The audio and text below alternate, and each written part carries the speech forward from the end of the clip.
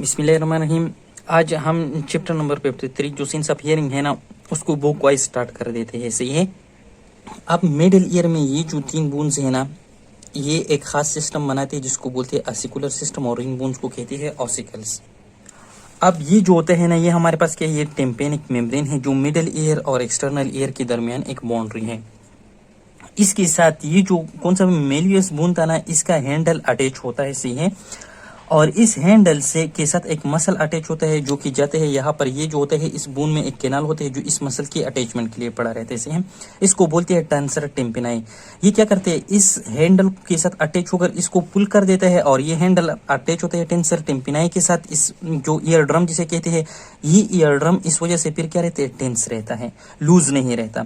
अगर ये लूज रह गया तो जो साउंड आती है वो वाइब्रेशन ये एक्यूरेटली रिसीव नहीं करेगा, इसलिए ये टेंस है ताकि ये जो साउंड आता है उसकी जो वाइब्रेशंस होती है ना, वेव्स होती है, उसको अच्छी तरह ये रिसीव कर सके। अब आगे ये बोन अटैच होता है इनकस बोन के साथ। ये अटैचमेंट माइन्यूट लिगामेंट्स के थ्रू होता है, और फिर ये आगे की स्टेप्स बोन के साथ अटैच होता है। और स्टेप बोन्स की जो ये वाला पोर्शन होता है, ये भी एक मसल्स के साथ अटैच होता है इसको, ताकि ये भी एक्सेसिव वाइब्रेशन ना करे। इस मसल को कहते हैं स्टेपिडियस मसल। और इस स्टेप्स बोन की जो आखिरी एंड होता है ना, इसको क्या कहते हैं, फेस प्लेट। ये आगे हमारे जो कोक्लियर सिस्टम होता है ना, उसकी मेम्ब्रेनस लेब्रिंथ के साथ। अब ये मेम्ब्रेनस लेब्रिंथ है, ये उस कोक्लियर के अंदर मेम्ब्रेन है, और इसमें क्या पड़े रहते हैं, फ्लूइड। जब इसकी ये वाइब्रेट होता है, ये फ्लूइड भी वाइब्रेट होता है, लेकिन इसके ऊपर क्या होते हैं, इसी तरह क्वाइल्ड शेप एक बोनी स्ट्रक्चर होता है। आप देख सकते हैं जिस तरह स्नेल के ऊपर एक बोनी स्ट्रक्चर होते हैं। इसको क्या कहते हैं, इसको कहते हैं बोनी लेब्रिंथ, और इसके अंदर क्या होते हैं, मेम्ब्रेनस लेब्रिंथ। सही है। अब ये जो विंडो है ना, इसकी थ्रू ये बेस फ्लेट अटैच होता है इनके स्टेप्स बोन के, इसको कहते हैं ओवल विंडो। और ये जो विंडो होता है ये इंटर्न आकर हमारे मिड ब्रेन को ओपन होता है, इसको क्या कहते हैं, इसको कहते हैं round window due to its shape. सही है। अब ये आसिकल जो होते हैं ना, ये इंटरकनेक्ट होते हैं थ्रू माइन्यूट लिगामेंट्स। तो इसमें जो मेलियस और इनकस होता है ना, ये इस तरह अटैच होते हैं कि ये एक ही लीवर की तरह काम करते हैं, और इसका जो फलक्रम होता है वो ये हैंड काम करती है। सही है। और ये किस चीज के अटैच रहते हैं, हमारे टेम्पेनिक मेम्ब्रेन के साथ। तो अब क्या होगा, जब ये साउंड वेव्स आ गई, इन्होंने टेम्पेनिक मेम्ब्रेन को वाइब्रेट किया, उसके साथ क्या था, हैंडल ऑफ द मेलियोलिस था, ये वाइब्रेट हो गया, वो वाइब्रेशन हेड को ट्रांसफर होगा, फिर ये एनकस को, फिर ये किस स्टेप्स को, फिर इस face plate of the steps के जरिए जाएगा, फ्लूइड ऑफ द कोक्लिया जो है वो फॉरवर्ड एंड बैकवर्ड वाइब्रेट करेगा। अब ये जो बोनी सिस्टम होता है आसिकुलर सिस्टम, ये एक क्या है, एम्पलीफायर सिस्टम है। किस तरह है ये अब बताते हैं। एक टॉपिक है जिसको बोलते हैं एम्पीडेंस मैचिंग बाय द आसिकुलर सिस्टम। इसमें क्या होता है ना कि हमारी जो स्टेप्स बोन था और टेम्पेनिक मेम्ब्रेन था, इसको क्या करता है, कंपेयर करते हैं। एक जो एम्पलीट्यूड होते हैं ना, वो टेम्पेनिक मेम्ब्रेन की बहुत हाई होती है। सही है। इसी तरह बहुत हाई जाता है, जबकि यहाँ पर स्टेप्स बोन में ये बहुत लो हो जाता है। सही है। क्यों लो हो जाते हैं, कि जब हाई एम्पलीट्यूड होता है ना, तो पोर्स जो होते हैं वो कम लगता है। जब एम्पलीट्यूड कम हो जाए, पोर्स ज्यादा हो जाते हैं, पोर्स का जो इफेक्ट होता है वो ज्यादा हो जाती है। सही है। जिस तरह के आप दूर से किसी बंदे को पत्थर से मारते हो तो इतना इफेक्ट नहीं डालता जिस तरह करीब से मारते हो। सेम मिसाल यहाँ पर है। सही है। अब जब यहाँ पर आ गया ये स्टेप्स बोन में, तो foot plate of the step जब फ्लूइड को पुश करेगा ना, वो कितना होगा, वो ज्यादा हो जाती है। इस एम्पलीट्यूड की डिक्रीज की वजह से कितना 1.3 टाइम्स ये इंक्रीज होगा, फोर्स यहाँ पर इंक्रीज हो गया। दूसरा सरफेस एरिया, जो surface area of the tympanic membrane था वो 55 मिलीमीटर स्क्वायर होता है, लेकिन इस फेस प्लेट का जो होता है ना, वो बहुत कम होता है। कितना होता है, 3.2 मिलीमीटर स्क्वायर। सी है। जब एरिया डिक्रीज हो जाए फिर भी फोर्स इंक्रीज होता है। जिस तरह की ये पिन है ना, इस वाली जगह का एरिया ज्यादा है, इससे मैं पुश करूंगा, इस जगह को इतना इम्पैक्ट नहीं करेगा। अगर मैं इस नुकीले से करूंगा, इम्पैक्ट ज्यादा, मुझे ज्यादा दर्द देगा। क्यों, क्योंकि एरिया कम होता है। इस जगह से क्या होता है कि 17 टाइम्स फोर्स यहाँ इंक्रीज हो जाते हैं। जब इन दोनों को हम जमा करते हैं, तो जब दोनों का इम्पैक्ट हम अलजेब्रिक सम करें, तो ऑलमोस्ट 22 टाइम्स ये फोर्स हाई करते हैं। अब ये फोर्स क्यों हाई किया, क्योंकि यहाँ पर तो साउंड वेव्स इस मेम्ब्रेन साउंड वेव्स जो थे वो एयर में थे। सही है। और वो एयर में वाइब्रेशन प्रोड्यूस करते थे, तो जो उसके लिए वो जिस तरह एयर का बहुत कम इनर्शिया होता है, उसके लिए कम फोर्स चाहिए होती है। लेकिन यहाँ पर क्या है, फ्लूइड है कोक्लियर सिस्टम में, तो इस स्टेप्स को बहुत ज्यादा इनर्शिया होते है, इस फ्लूइड को उसके अगेंस्ट वाइब्रेट करना होता है, इसलिए यहाँ पर फोर्स ज्यादा चाहिए होती है।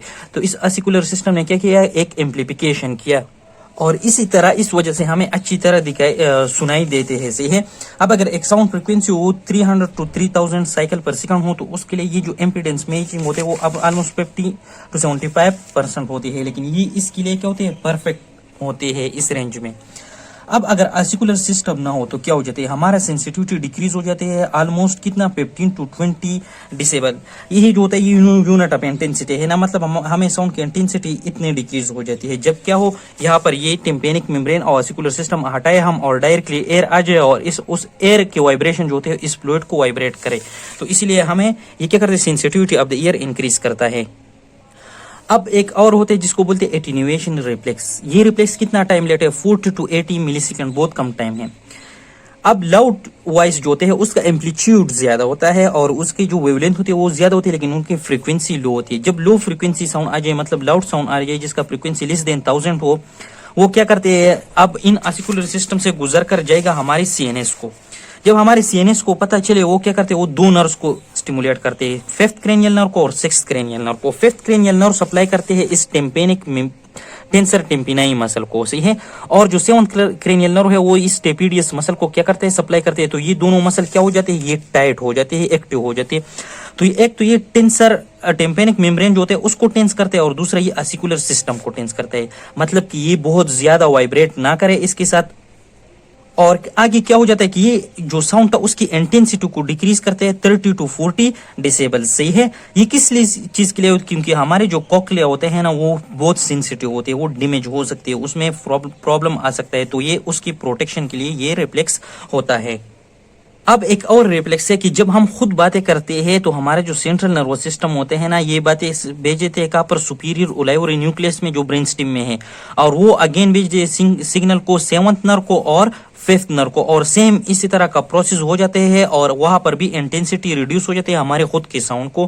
तो इसलिए जब हम बातें करते हैं ना तो हमें अपना साउंड इतना अच्छा ज्यादा दिखाई नहीं देता। अगर जब हम लाउडली बातें करते हैं लेकिन उसका हम पर इतना असर नहीं होता जितना कि दूसरे को इजीली सुनाई देते हैं। सही है। कभी कभी दूसरा कहते हैं कि क्यों चिल्ला रहे हो, चुप हो जाओ। इसी तरह क्या होता है कि हम अपना आवाज जो होते हैं ना वो डिप्रेस हो जाते हैं ड्यू टू इस रिफ्लेक्स।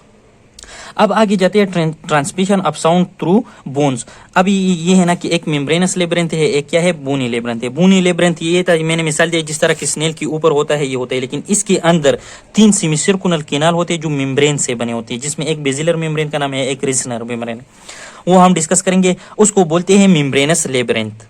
तो जब ये बोनी लेब्रिंथ वाइब्रेट होगा तो वो मेम्ब्रेनस लेब्रिंथ भी वाइब्रेट होगा और हमें वाइब्रेशन की सुनाई देगी। ये किस तरह होता है कि ये जो स्ट्रक्चर पड़ा रहता है ना ये हमारे टेम्पोरल बोन में पड़ा रहता है। सही है। अब अगर हम स्कल के ऊपर ट्यूनिंग फोर्क रख के जो वाइब्रेट होगा वो ट्रांसफर होगा टेम्पोरल बोन के जरिए किस चीज को, इस बोनी लेब्रिंथ को, और इस बोनी लेब्रिंथ से जाएगा कहाँ पर, हमारे मेम्ब्रेनस लेब्रिंथ को।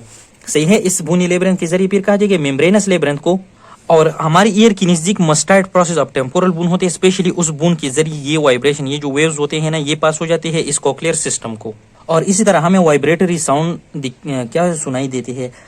अब जो एयर में साउंड आती है ना वो एयर में इतना इंटेंस नहीं होता है कि वो हमारी बोन को वाइब्रेट करे और वो उसके जरिए आ जाए हमारे किस चीज को, कॉक्लिया को सुनाई दे दे। इसलिए जो होता है ना हमें एक सॉलिड चीज को लाइक ट्यूनिंग फोर्क को स्कल पर रखना पड़ता है इनको सुनाई देने के लिए। अल्लाह हाफिज।